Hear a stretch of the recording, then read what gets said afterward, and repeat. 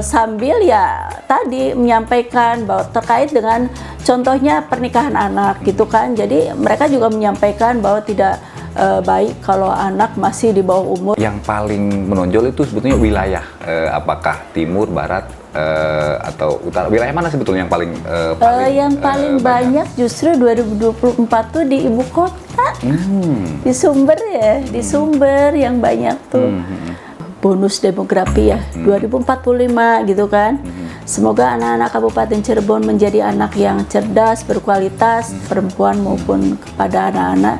Jadi kita selalu sampaikan, selalu berikan pemahaman kepada masyarakat lewat tangan-tangan kami yang ada di 40 kecamatan. Oke.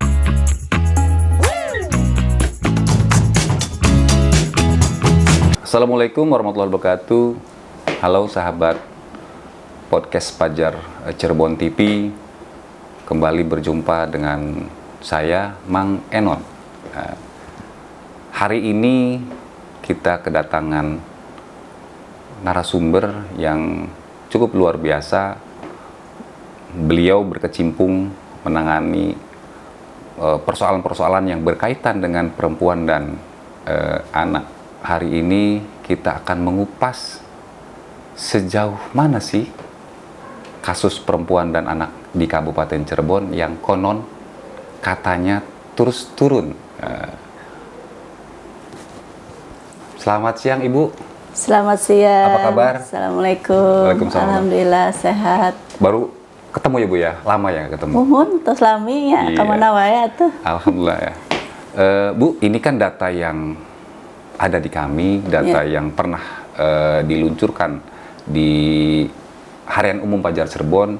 Itu angka atau kasus kekerasan terhadap anak dan perempuan di Kabupaten Cirebon terus turun dari 2023 dan di 2024 yang katanya di angka 31 kasusan ya, yang dari Januari sampai Oktoberan lah kurang lebih di 2024. Itu seperti apa sih Bu? Apakah memang demikian atau itu hanya untuk apa ya, penggembira saja? Ya, terima kasih ya Allah, alhamdulillah akhirnya bisa podcast di sini di media Fajar ya. Terima kasih, hatur nuhun undangannya.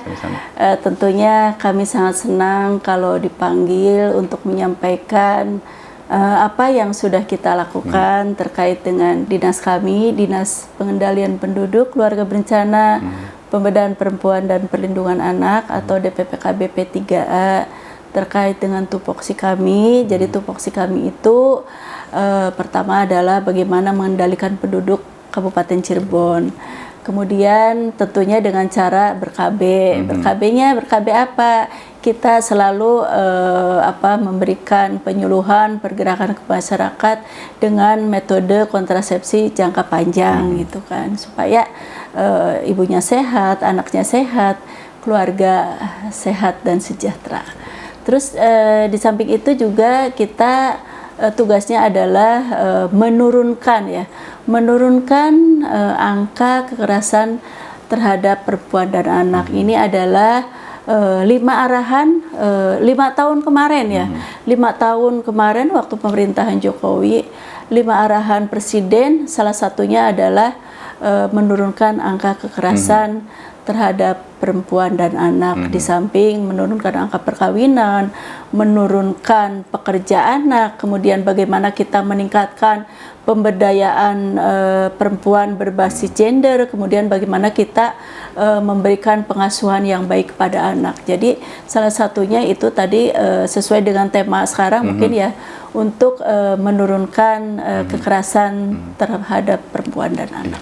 Ibu, data yang kami peroleh, datanya alhamdulillah seperti apa tuh? Alhamdulillah turun ya. Kalau kita bandingkan tahun 2022 kita ada 101, 2023 naik 110 kasus, kemudian 2024 sampai dengan November sekarang ini kita ada 77 kasus. Jadi bukan 35 Mas, 77 kasus.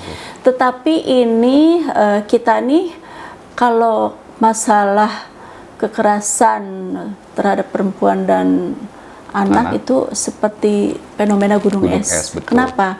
Karena saya yakin ini masih ada masyarakat, anak-anak yang takut untuk melapor. Contoh kayak kemarin kita ada kasus, baru kemarin kejadian, ada kasus kekerasan terhadap perempuan KDRT ya oleh suaminya. Kita sudah pendampingan, kita sudah minta desa untuk mengamankan, menjaga ini masyarakatnya. Ada masyarakat, ada ibu yang mendapatkan kekerasan, ibunya diajak, hayu kita dampingi untuk melapor, masih takut, nggak mau. Kenapa penyebabnya rata-rata masyarakat Ya karena kita ya itu tidak takut melaporkan itu? si pelakunya Ancaman itu kah? orang terdekat. Oh gitu. Orang terdekat suaminya. Kayak KDRT itu kan pasti oleh suaminya. Kemudian dia juga merasa takut karena diancam. Kedua juga mungkin ingat juga anak barangkali, ini juga mungkin dia merasa bahwa ini adalah aib keluarga, sehingga mereka takut untuk melapor. Padahal kita sudah melakukan sosialisasi ya. Kita itu kan ada 40 puskesmas, 40 UPT, P5A ya kan, di 40 kecamatan itu. Di dalam UPT itu ada PLKB, ada Motekar. Nah, Motekar ini yang motivator ketahanan keluarga ini yang kepanjangan dari kita. Kan pergerakan, pendampingan kepada masyarakat. Jadi pada saat ada kasus ya Motekar ini yang bergerak duluan di lapangan gitu kan, untuk penjangkauan, home visit, kemudian pendampingan, kemudian melakukan konseling, asesmen, berani melapor, ada yang masih belum berani melapor. Bu, dari beberapa kasus yang ditangani oleh dinas Ibu sendiri, sejauh ini apakah didorong secara kekeluargaan atau langsung diarahkan ke hukum misalkan? Sejauh ini seperti apa itu kebanyakannya, Bu? Iya, itu kan pada saat kita menerima laporan. Pada saat kita menerima laporan, tentunya kan kita asesmen. Kita asesmen, kemudian kita langsung intervensi. Kalau korban ini mendapatkan baik itu kekerasan fisik, kekerasan seksual, kita tentunya menyampaikan ke keluarganya dulu. Kita dampingi untuk melapor ke Polres misalnya, ke bagian hukum gitu. Kita dampingi. Tetapi kembali lagi kita tidak bisa memaksa pada saat si keluarga atau anaknya atau korban ini tidak mau untuk dilanjutkan. Kemudian minta mediasi, kita ya fasilitasi. Tetapi yang jelas kalau itu kasusnya kasus kekerasan seksual, kita lebih mendorong untuk lapor ke Polres ya, apalagi terkait anak gitu kan, seksual terkait anak itu kita tidak boleh ada untuk mediasi. Tapi kalau misalnya kasusnya perebutan anak, penelantaran, kemudian ada untuk yang ringan itu ya. Kalau keluarganya minta mediasi, kita fasilitasi. Tapi yang jelas kalau kasusnya kasus seksual, kekerasan seksual, itu kita dorong untuk melapor ke Polres. Bu, rata-rata apa sih penyebabnya sehingga bisa terjadi kekerasan tersebut? Penyebabnya dan rata-rata itu apakah orang luar atau orang dalam dari kasus-kasus yang selama ini masuk ke Jadi dinas Ibu? kasus kekerasan itu kan ada beberapa jenis ya. Kekerasan fisik. Kekerasan fisik itu menampar, nempeleng. Itu mungkin penyebabnya karena bisa salah paham, karena marah gitu kan. Terus ada kekerasan psikologis. Kekerasan psikologis ini lebih ke non verbal ya, dengan kata-kata mengancam, dengan mengejek, dengan lebih ke dia non verbalnya lah. Kemudian kalau kekerasan sosial, misalnya suami istri tidak boleh berhubungan dengan teman-temannya, dengan gengnya gitu kan, nggak boleh keluar nggak boleh gitu kan, harus di rumah saja gitu. Berarti beragam ya Bu ya? Ya, kekerasan ekonomi, misalnya suaminya pelit gitu kan, dia ada berbagai kekerasan. Iya. Tentunya penyebabnya lagi-lagi kembali lagi kebanyakan yang masuk ke kami itu lebih banyak ke ekonomi, gitu kan. Kemudian kalau ada yang laporan-laporan orang tua anaknya bandel kayak gitu kan, itu lebih ke mungkin ketidaktahuan orang tua, anaknya disentil, dijewer, itu lebih ketidaktahuan orang tua bahwa kalau menjewer, melotot itu juga termasuk kekerasan gitu. Jadi kita selalu melakukan untuk sosialisasi di lapangan, di sekolah gitu. Nah, dengan tadi menurut Ibu ada 70 kasus lebih lah, ya 70 lebih sampai di November. Nah, apakah itu suatu capaian yang maksimal atau seperti apa Bu? Menurut Ibu pengennya Kabupaten Cirebon seperti apa nih? Ada target kah?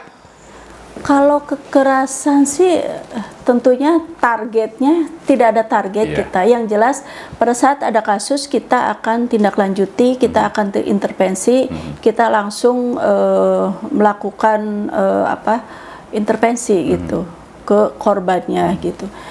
Yang jelas kami sih selalu mendorong bahwa masyarakat baik itu perempuan, laki-laki, anak-anak, karena laki-laki pun harus mengetahui gitu kan, semua penyebab kekerasan itu kan memang tidak semuanya dari laki-laki, tapi lebih banyak laki-laki, sehingga laki-laki pun ya harus diberikan sosialisasi gitu. Nah, penyebab yang masuk ke kami itu kebanyakan karena faktor ekonomi. Karena faktor ekonomi sehingga mereka akhirnya melakukan kekerasan seksual, kekerasan ekonomi gitu, kekerasan fisik. Gitu. Dari tingkat pendidikan juga bisa mempengaruhi nggak Bu? Tingkat pendidikan bisa mempengaruhi? Pendidikan juga bisa mempengaruhi, makanya kita juga kan melakukan sosialisasi itu di samping ke masyarakat, kita juga ke sekolah-sekolah dari mulai PAUD, TK, SD, SMP, SMA gitu. Dan kita juga ada yang program kegiatan sekolah ramah anak, kemudian sekolah siaga kependudukan. Maksudnya apa? Maksudnya supaya dari sejak dini anak-anak tuh tahu gitu, anak-anak tuh tahu, kemudian mereka juga mengimplementasikan di kehidupan sehari-hari. Gitu. Oke, Bu, ini ada kasus yang paling menonjol apa sih sebetulnya di Kabupaten Cirebon yang dari jumlah yang tadi saya sampaikan itu 80% terjadi ke anak-anak. Kekerasan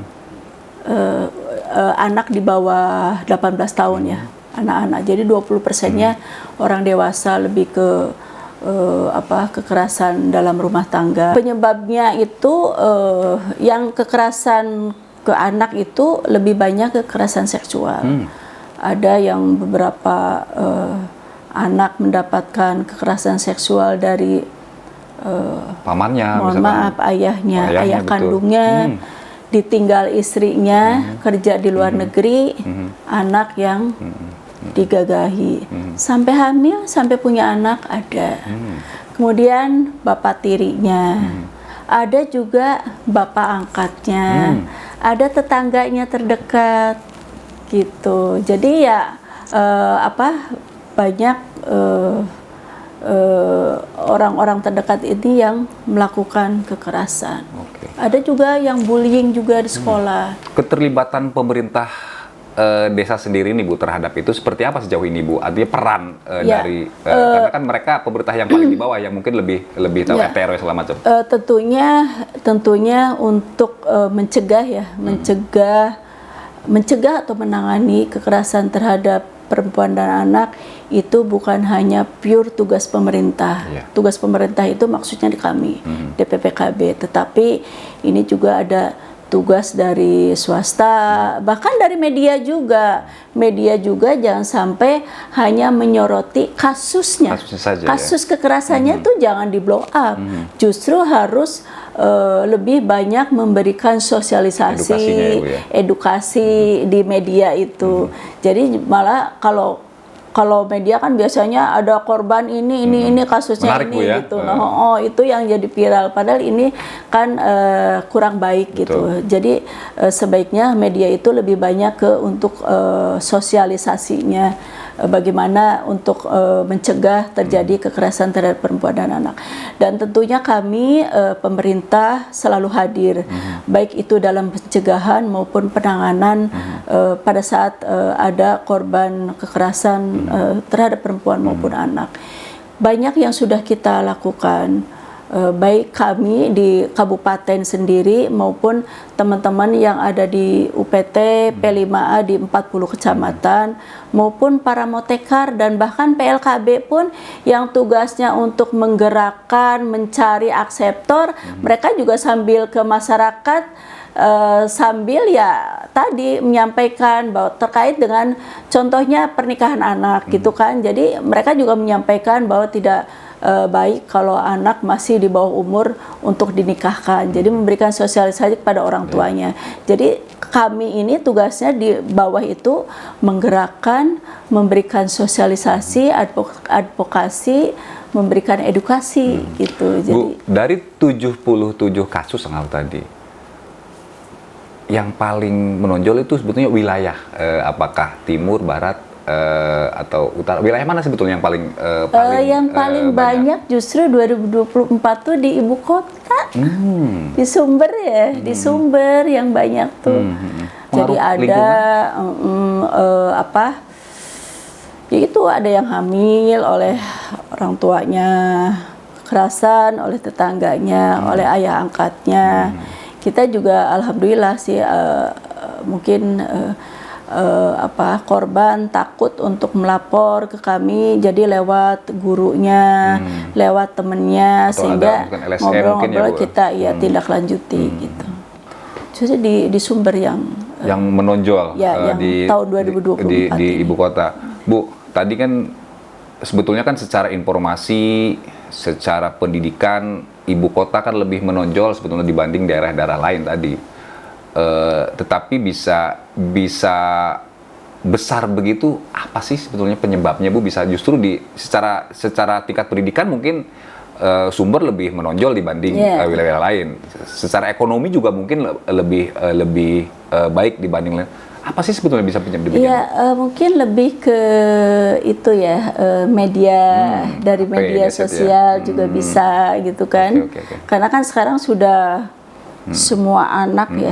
Baru anak lahir pun SD. bila perlu orang tuanya dikasih HP ya, Bu ya? Iya, rewel-rewel dikasih HP. Iya. Padahal di HP Betul. itu kan bisa kita, Informasi, mungkin banyak anak-anak informasi ya, kayak betul. anak sekolah itu mau cari pelajaran gitu kan, Iya. tapi pas buka ada sekilas gitu Betul, kan, betul. sekilas info, penasaran kan si anak jadi ngebuka gitu. Ini yang akhirnya mereka akibat dari gadget itulah mereka bisa macam-macam gitu. Jadi kan. memang selain pengaruh teknologi, juga harus ada controlling dari orang tua yang selalu rutin ya, Bu. Jadi mulainya itu memang semuanya berawal dari HP, dari rumah ya. Mulainya dari rumah. Jadi kalau orang tuanya mungkin memberikan sebagai role model ya, contoh orang tua yang baik itu seperti apa, insya Allah anak-anaknya juga akan meniru apa yang dilakukan oleh orang tua sehari-hari.